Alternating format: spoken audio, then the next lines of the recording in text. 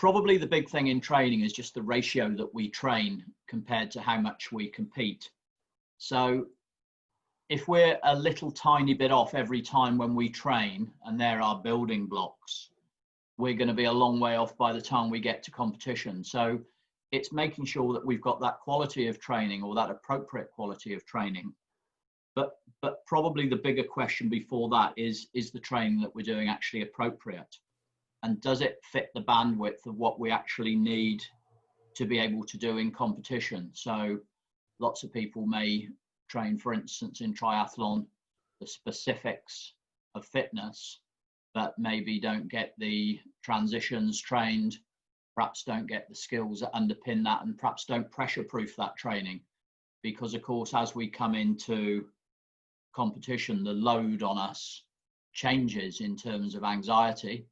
So we want to make sure that we can perform those skills under any conditions, which is what competition throws at us. So I see training as making the bandwidth of what we're doing very, very much around training processes, the stuff that we do, and doing that often enough and with a high enough skill level that we're actually becoming expert at that. And I think some of the stuff that people tend to forget is they get very much into the physiology of the sport, particularly in endurance sports like triathlon, whereas actually the skill base still is huge. You know, are we running with as good efficiency as we can? Are we sitting on that bike in a way that's absolutely allowing that power generation to be as effective as possible? And similarly, are we making sure that we're not wasting energy by the amount that we're pushing into the wind? Very, very much in swimming, you know, are we working on that ability to move in the right way through the water? So getting that power through technique, which I think is a really nice way of thinking about skill. I think as we go up and up through the levels of quality or level that someone competes at, what we see is they put more and more power through technique, but the technique never breaks.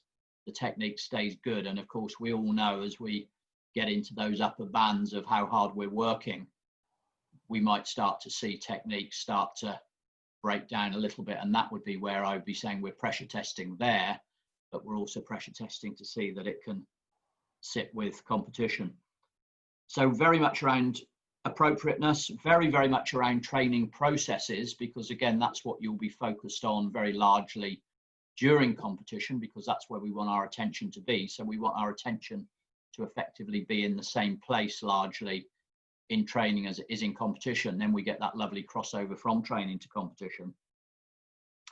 And the last thing I think we probably look at a little bit in training is motivation, and simply because there's so much of it, you know, and we have to be able to make it work, and getting those really underpinning reasons why we want to train and what's getting us there every day, and maybe having those reminders to make sure that we really are making that choice that we want to go and train every day. And when we make the choice, I think we attend to what we're doing and we add to the quality of what we're doing as well. So getting that real intention in training that we're actually getting out of it what we want out of it. And I know me and you have spoken on occasion about athletes who find it very hard to put that level of energy into very hard sessions, and actually perhaps sometimes making it really clear that the purpose of this session is to be able to work at this level for this long, and all of the other stuff is fluff, rather than training where we like to be in our comfort spot and actually increasing the bandwidth under which we're able to perform. So thinking about what training is for, and then making sure that how we structure it and then how we approach it actually achieves that. So you talked a little bit about skills within training, and that idea of being able to hold form, power, you know, power through technique or through form.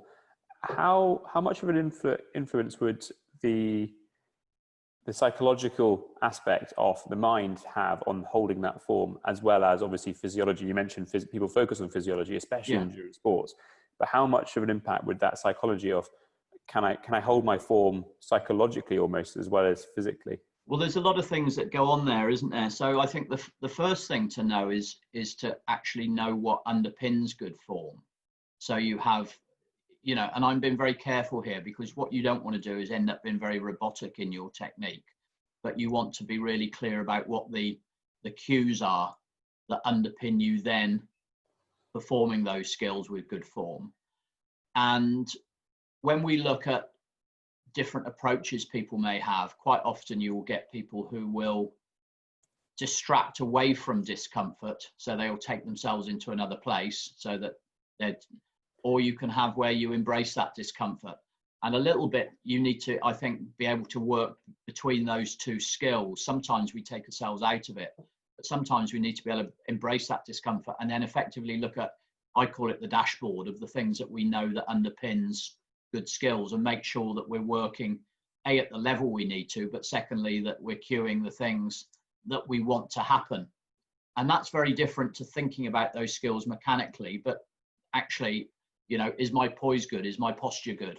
You know, are my hips high? And actually doing those skills under the right conditions, because pain takes quite a lot of mental loading, and we need to be able to fit in the stuff that we need to be able to attend to when we're in that heightened state as well. And if we think about that, that's a skill. That's a skill that we need to learn to do.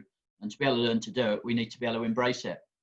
So I guess focusing on the harder efforts in training, or whenever you're trying to do it training wise, pulling together the workouts are obviously clearly preparing you for, physiologically anyway, for a competition. Can you swim, bike, run, the distance that you need to try and do? But as you've just highlighted there, it's a great point, is if you can run and not have to worry about your form because you've already worried about it in your training sessions, when it comes to competition, you can focus on what do you actually need to do to get over that line to achieve what you're trying to do. It kind of frees up capacity. I think a lot of it is absolutely, I think you've hit the nail on the head, is if we've got spare capacity, we've got thinking space. So when something goes a little astray, or, you know, we miss a marker or whatever it may be, that's very often because we're very, very overloaded and very close to capacity. And part of training is two things. One is performing the skills in the right way, because under fatigue, if then you find under fatigue your technique goes, you effectively get a double whammy. You know, the technique is gone and you're really, really tired as well. And we can get a big performance decrement. But also developing the strategies in training that are actually giving you free space to attend to what's going on, and having that ability then to focus and have that clarity. And that's a really important thing, you know, because actually when we look at high performance athletes, they're pretty clear thinking, you know, and they need to be a lot of the time, because things happen. And what we want to do is, if something happens that's untoward, we want our athletes to be the ones who take advantage of that and get through that nicely. And that's, you know, if you haven't got thinking space, that's when you get panic, isn't it? It was Clive Woodward who talks about teacup, thinking clearly under pressure, isn't it? So and training's all part of that. Yeah, and I think this is one of the things I want to say right at the beginning, is the stuff that we do psychologically as skills. We learn those skills and we embed those skills in the same way as you would learn how to ride a bike or move your arm through the water beautifully when you swim front crawl and hold your body in position. The skills that you want to have available to you, you need to learn, and you need to test them, whether they be psychological or physical or physiological.